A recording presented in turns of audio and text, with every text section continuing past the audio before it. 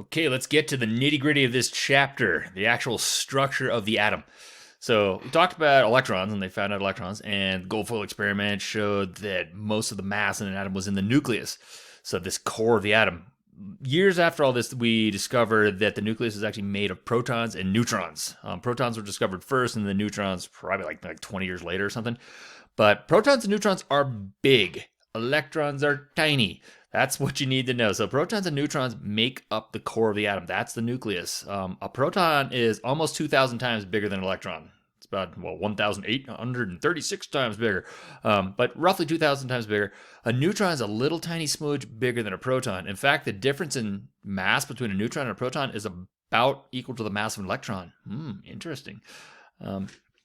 So how does like the actual size of the atom compare to the size of the nucleus? It's crazy. Most of the atom is empty space, which is like hard to wrap your brain around. But if you had an atom, right, where the nucleus is the size of roughly like a golf ball, maybe a baseball if it's a big nucleus, the atom itself would be the size of a stadium. All right, and so electrons, remember, those are tiny and they exist in these clouds outside of the nucleus. They're just whirring around. Those things would be like the size of those little gnats that kind of get in your eye and bug you. Tiny things you can barely see. So crazy, crazy stuff. All right, let's get through some important things here. So atoms of a specific element will have equal numbers of protons and electrons. An atom, by definition, is neutral. If it's not neutral, it's not an atom. It's an ion. All right, so if they say atom, it's kind of implying that it's not charged. And if it's not charged, that means you have an equal number of positive and negative charges. So your protons and electrons will be the same number. You can have atoms of a specific element that have different numbers of neutrons, and that's what isotopes are. All right, isotopes are atoms of an element that have different numbers of neutrons. I'll come back to that in a second here. Your atomic number is the number of protons in the atom. The number of protons in the atom, that's what actually defines the element. If I have 6 protons in the nucleus, that's carbon. If I have 7 protons, that's going to be nitrogen. If I have 8 protons, that's oxygen. All right. It's the number of protons that defines what it is. So I can have things that have the same number of neutrons, but they're different elements. I can have things that have the same number of electrons, but they're different elements. It's the number of protons that defines what element we're dealing with. All right. So the periodic table you'll see is a range in order of increasing atomic number. So we can see those things. All right, mass number. There's something called the mass number. It's the number of protons plus the number of neutrons. We'll get to that in a couple slides. So if I'm looking at the periodic table, right, hydrogen, it's the first element you see, and you cruise down here, and then there's carbon. Right, this number up top, that's your atomic number. That's how many protons are in the nucleus, right? So an atom of hydrogen, 1 proton there, there's 1 electron outside. Atom of carbon, 6 protons in the nucleus, 6 electrons outside the nucleus. Keep on cruising down the table there. You're like, oh, uranium, like its atomic number is 92. That means it has 92 protons in the nucleus and has 92 electrons floating around outside. All right. Now let's get a big old chunk of carbon, big old chunk of coal, right? It's basically just elemental carbon.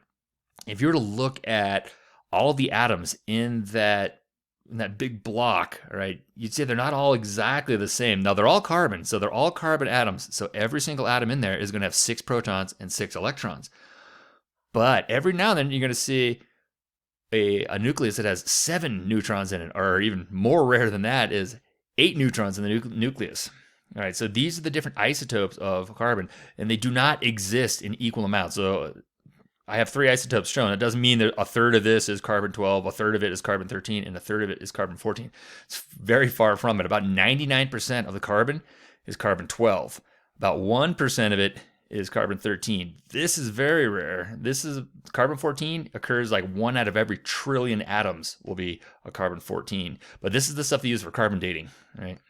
So now I want to tell you about this, because you may have spotted this down here, like this weird notation, right?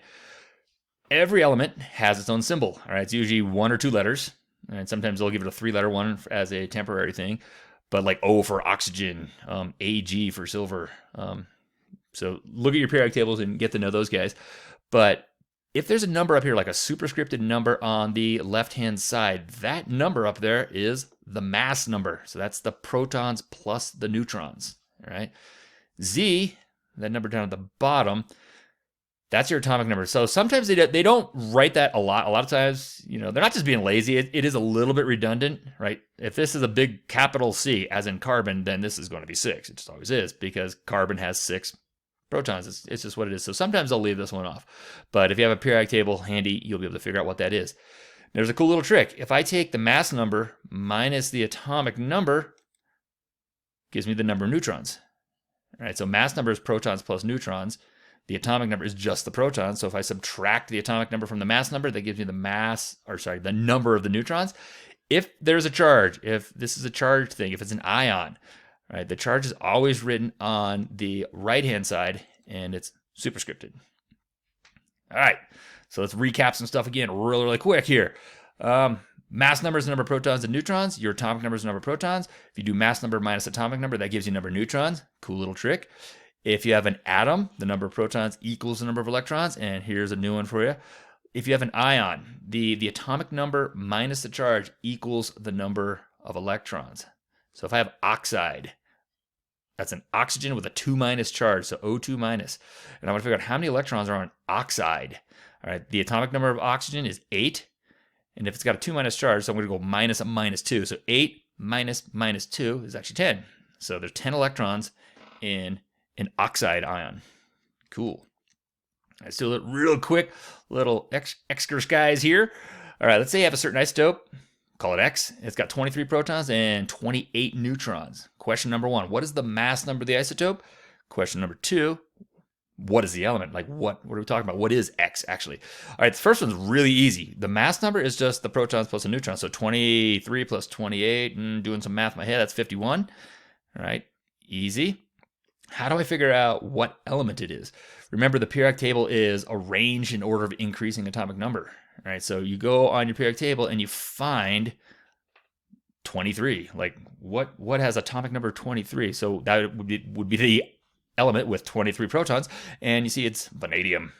All right, so vanadium's down there. All right, when you're looking at your periodic table, right, each one of these little boxes, even the most bare bones periodic table, is going to have this information. There's going to be an atomic number somewhere in there. There's going to be the element symbol, and there's going to be the atomic mass.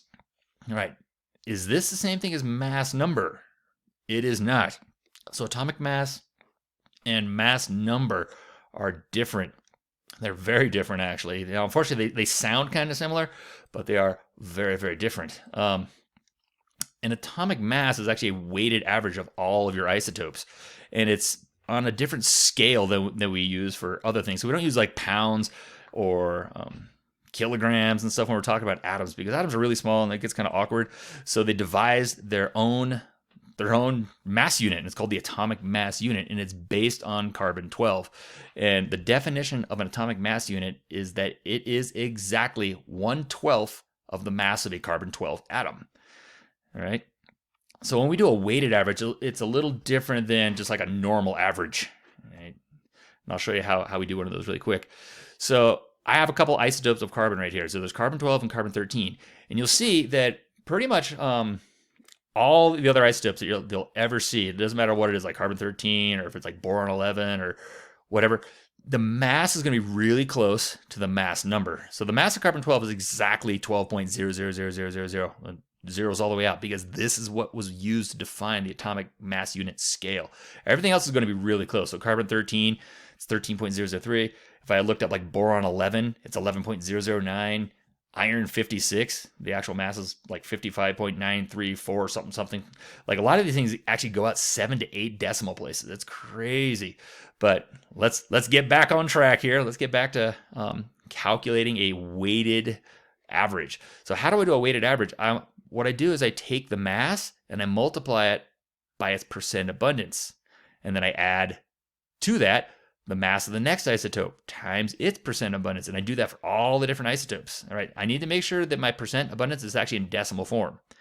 So to calculate the weighted average of my carbon isotopes, I take the mass of the first isotope, which is 12, times its percent abundance, so the 0.9889, plus the mass of my next isotope, 13.003, times its percent abundant in decimal form, so 0.0111, and you put that in your calculator and you get 12.011. That's the number you see on the periodic table. Right, and you see we left off the carbon-14 because, like I said, it occurs like 1 out of a trillion. It's so small, it doesn't even contribute to this. All right, again, do not confuse this with mass number. This number up here, that's the mass number. So that 12 there, that's a mass number. 13, that's a mass number. The atomic mass is a weighted average, and I'll have you guys doing some problems where you calculate your weighted averages. They're pretty easy. All right. Sometimes, every now and then, there's a trick. You can figure out the most abundant isotope by looking at the atomic mass. I'm just going to say there are 2 isotopes of boron. Right? There's boron 10, there's boron 11. Go look at the periodic table and see what the atomic mass is and see if you can figure out which one of those 2 isotopes is more abundant. Last but not least, well, it's kind of trivia. I'm not going to like test you or anything on this, but it's just kind of an interesting thing that hydrogen is the only element that has named isotopes. Like this is carbon 12 up here. This is carbon 13. There's oxygen 18, oxygen 16, oxygen 17. All right, we just call them that. We just say the element name and then the mass number. But hydrogen is a little special. We don't have hydrogen 1, hydrogen 2, or hydrogen 3. We have hydrogen, deuterium, and tritium. All right, so deuterium, like it's also like heavy hydrogen. Have you ever heard of heavy water?